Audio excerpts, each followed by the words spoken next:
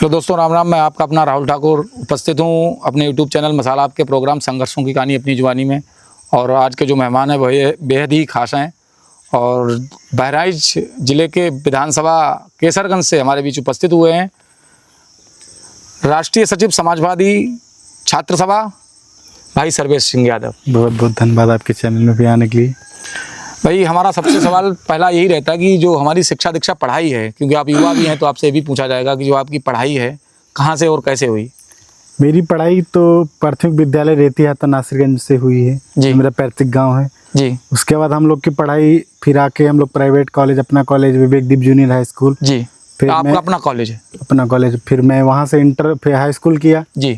High school करने के बाद विवेक जूनियर हाई स्कूल, फिर वो था किसान इंटर कॉलेज जी, मैं इंटर वहीं से किया।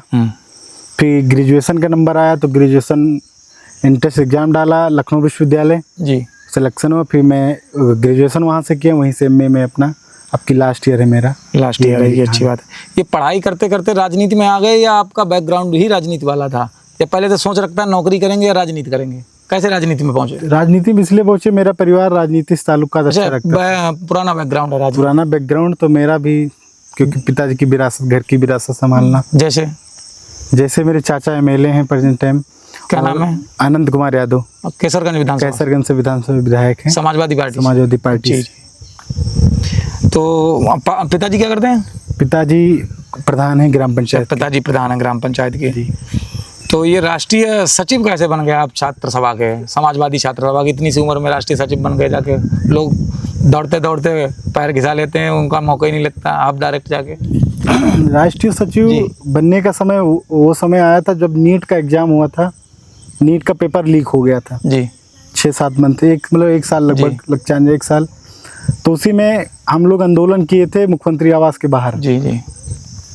तो उसमें आंदोलन में हम कुछ 19 लोग थे जो इलाहाबाद यूनिवर्सिटी के छात्र संघ के अध्यक्ष रहे हैं। तो उन्हीं लोग के साथ हम लोग धरना उरना दिए थे। तो हम लोग को पकड़ लेके गार्डन गौतमपल्ली थाना में हम लोग 2-4 दिन के लिए बंद कर दिया गया। अच्छा, तो ये है हम लोग की कहानी। फिर मरने जी के बाद संज्ञान में गई जी, फिर पूछे क्या करते थे तो फिर बताया ऐसा बात। फिर मैं वो राष्ट्रीय सचिव अपनाने, पहले राष्ट्रीय कार्यकारिणी में गए। नहीं तो पद लेने के लिए पुलिस से भिड़ना जरूरी है? पहले पुलिस से भिड़ो, पुलिस पकड़ के ले जाए, पद मिल जाता है। पद के लिए मैं नहीं भिड़ा था, मैं भिड़ा था युवाओं के लिए। अच्छा, अपने अधिकार के लिए जी। क्योंकि इतना रुपया लगा कि मैं किसान का बेटा हूँ जी, मैं कल के MBBS की तैयारी करने जा रहा हूँ जी। मेरे पास जितना रुपया रहेगा मैं पढ़ाई करूंगा, उसके पेपर लीक होगा, फिर कौन देगा? सरकार तो भुगतान करेगी नहीं। मैं सोचा पुलिस पकड़ के ले गई, इतना झाड़ू, आपका फोटो भी देखा था हमने।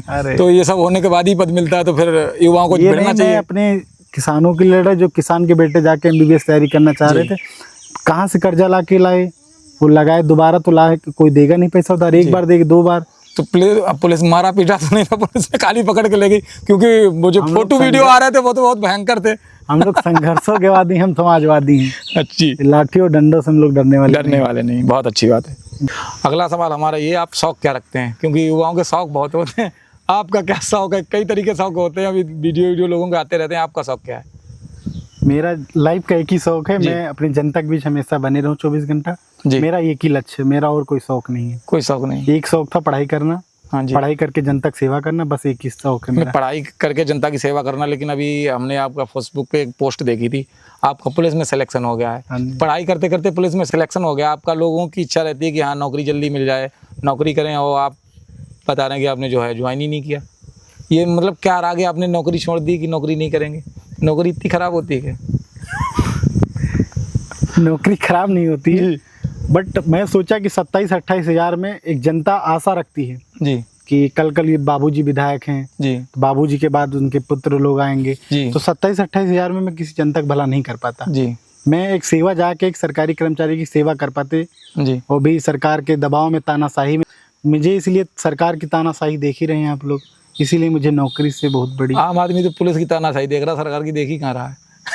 जो भी बन जाता तानाशाही करता है। देख ही रहे हैं, आप तो पत्रकार हैं, आपसे क्या बताऊं। आप तो एक ने कई इंटरव्यू देखे होंगे, कितनी तानाशाही हो रही है जी। तो आगे मतलब भविष्य में क्या करना चाहते हैं? अभी छात्र सभा के जो है राष्ट्रीय सचिव हैं, कई युवा जो देख रहे होंगे समाजवादी के, वो सोच रहे होंगे भाई से मिल जाए और मुझे भी पद मिल जाए।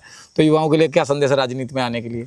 मैं ये कहूँगा, पढ़ के जी, शिक्षित होके जी, फिर जनता की सेवा करनी चाहिए जी। किसी पद के लिए कोई नहीं आता है जी। मैं ये कहूँगा, मैं माननीय जी को उचित लगा, मुझे लगा कि हाँ ये इस पद के काबिल है जी तो मुझे बनाया। तो माननीय से मैं कहा तो नहीं था, मैं मानते बोला था मैं जब तक सरकार 27 तक नहीं, मैं सेवा करूँगा पार्टी के लिए, सरकार बनाने के लिए, बस जी। ये मेरा लक्ष्य था। 27 में सरकार बना देंगे? मैं नहीं, जनता बनाएगी, हमारे बनाने से कुछ नहीं होगा। जी जी। तो आगे का क्या प्लान है?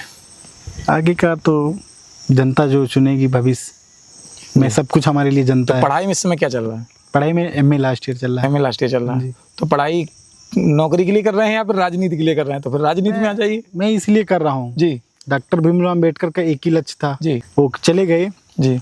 एक ही लक्ष्य, मैं शिक्षित रहूंगा तभी मैं शासन प्रशासन से लड़ पाऊंगा। जी। जब शिक्षित नहीं रहूंगा तो शासन प्रशासन का कानून जान ही नहीं पाऊंगा, कौन कानून कब लगता है, तो मैं किससे लड़ पाऊंगा? तानाशाही सरकार से। बाबा साहब ने कहा था शिक्षा वो शेरनी का वो दूध है जो पिएगा वो दहाड़ेगा। सही बात है, बहुत बढ़िया बात है। तो आपका बहुत बहुत धन्यवाद, आपने जो हमारे पॉडकास्ट में समय दिया। तो दोस्तों ये प्रोग्राम यहीं संपन्न होता है, आगे मिलते हैं एक नए मेहमान के साथ, तब तक के लिए धन्यवाद।